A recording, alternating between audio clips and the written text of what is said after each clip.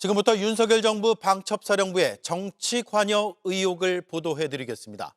2024년 총선을 앞두고 국민의힘에 영입된 군 출신 인사들의 평판 보고서를 작성한 사실을 내란 특검이 파악했습니다. 그 안에는 국민의힘 비례대표 강선영 의원의 이름도 있습니다.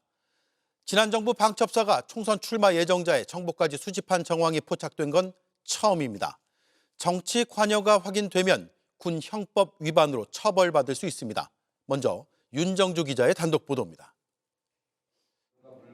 22대 총선을 앞둔 2024년 1월 당시 한동훈 비대위원장이 이끄는 국민의힘은 국방안보 분야 영입 인재를 발표했습니다.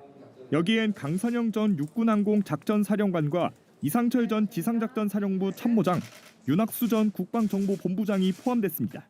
다가오는 총선에서 적극적인 역할을 기대하고 있습니다. 거의 대부분은 이제 출마 예정이시고요.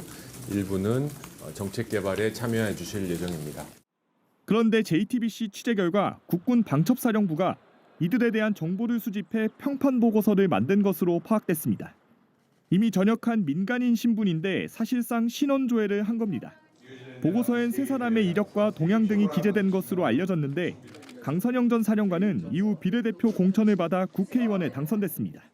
방첩사가 군 인사들에 대한 블랙리스트를 만들었다는 의혹이 제기된 이후 정치권 인사까지 정보를 수집한 정황이 드러난 건 처음입니다. 문건을 수사한 내란 특검은 방첩사가 정보 수집을 통해 정치에 관여하려 한 건 아닌지 의심했습니다.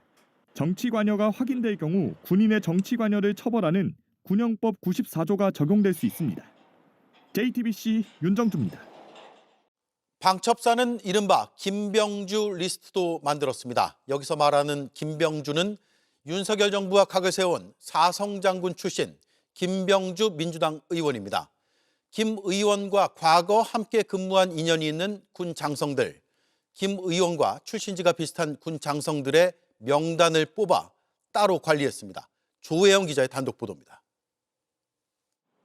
공수처는 12.3 비상계엄 수사 과정에서 국군 방첩사령부가 전현직 장성들의 정치 성향을 파악하고 관리해온 블랙리스트 문건도 발견했습니다. 여기에는 관리 대상이 된 장성들의 개인 신상 정보와 민주당 인사들과의 친밀도가 기록된 거로 알려졌습니다. 방첩사는 그중에서도 군 출신인 김병주 민주당 의원과 함께 근무한 인연이 있거나 출신 지역이 비슷한 군 장성들의 명단을 따로 뽑아 관리했습니다.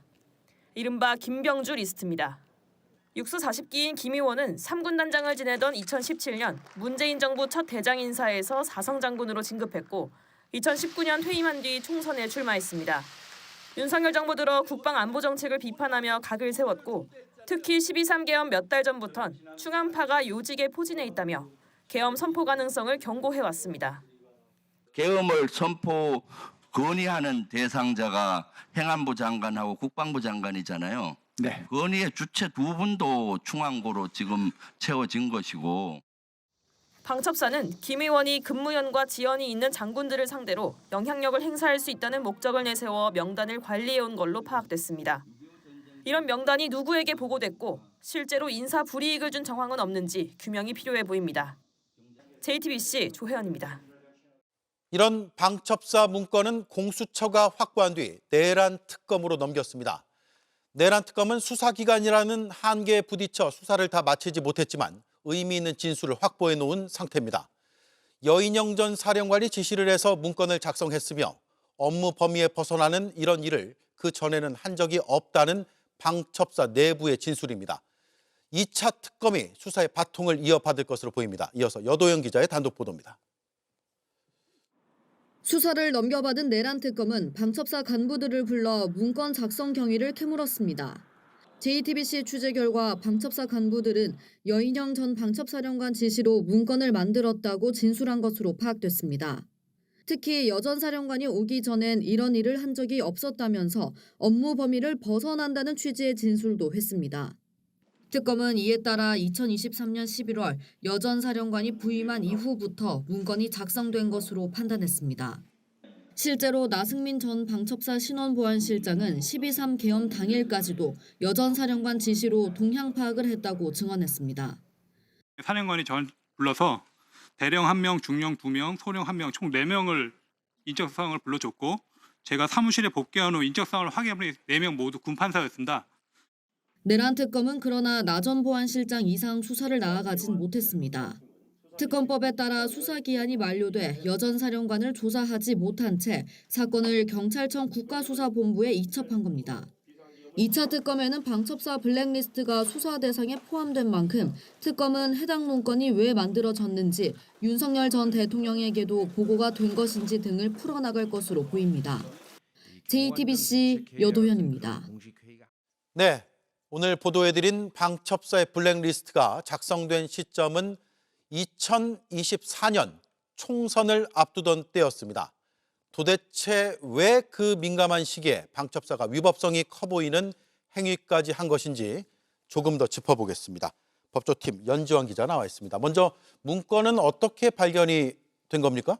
12.3 계엄이 국회에서 해제된 직후에 경찰, 검찰, 공수처 등 이 수사기관들이 곧바로 내란 수사에 착수를 했습니다. 공수처가 그런데 이 계엄의 핵심적인 역할을 했던 방첩사를 압수수색했는데요. 이때 이 문건들이 쏟아져 나온 겁니다. 예. 분량이 상당한 것으로 파악이 되는데 공수처 수사팀은 지난해 6월까지 계속해서 압수수색을 진행을 했습니다. 특검법이 통과된 이후에는 이 사건이 내란 특검으로 넘어가서 수사가 진행이 됐습니다. 예. 자, 앞서 기사에서 등장한 국민의힘 영입 인사들 물론 군에 있었죠. 그런데 다 전역했기 때문에 전부 민간인이었잖아요. 불법 아닙니까? 맞습니다. 방첩사는 이 신원조의 권한을 가지고 있기는 하지만 그 대상은 군인입니다. 민간인이 아닙니다. 국민의힘 영입 인사들은 군 출신이었지만요. 당시엔 전역한 민간인이었습니다. 나온 지 한참 된 사람도 있었습니다. 예. 더구나 이 총선과 관련한 정보를 캐는 건 군이 정치에 관여한 것으로 볼 수가 있는데요. 불법성이 짙습니다. 네. 자, 그리고 군이 야당도 아닌 여당 국민의힘 쪽의 정보를 캔 이유. 이건 뭘까요, 도대체? 좀 당시 상황을 살펴볼 필요가 있습니다. 2024년 1월에 윤 전 대통령과 한동훈 당시 국민의힘 비대위원장 사이에 갈등이 본격적으로 터져 나왔습니다. 끝내 비대위원장 사퇴하라 이런 요구까지 나왔지만 한 전 대표는 거부하고 총선을 계속해서 지휘를 했는데요. 며칠 뒤엔 안보 분야 영입 인사가 발표되기도 했습니다. 이 같은 갈등 상황과 무관치는 않아 보입니다. 다만 정확한 경위는 수사로 밝혀져야 합니다. 네, 이뿐만 아니라 정권의 날을 세웠던 군 출신 야당 의원, 이른바 김병주 리스트도 있습니다. 김병주 의원과 관련된 인사들을 별도로 관리한 사실, 이것도 새롭게 드러났죠. 맞습니다. 사성장군 출신인 김병주 민주당 의원과 인연이 있는 군인들을 별도로 관리했는데요. 김 의원이 영향을 줄 수 있다는 내용이 담긴 걸로 봤을 때 주요 업무에서 배제하기 위해서 이른바 이 블랙리스트를 작성한 것으로 추정이 됩니다.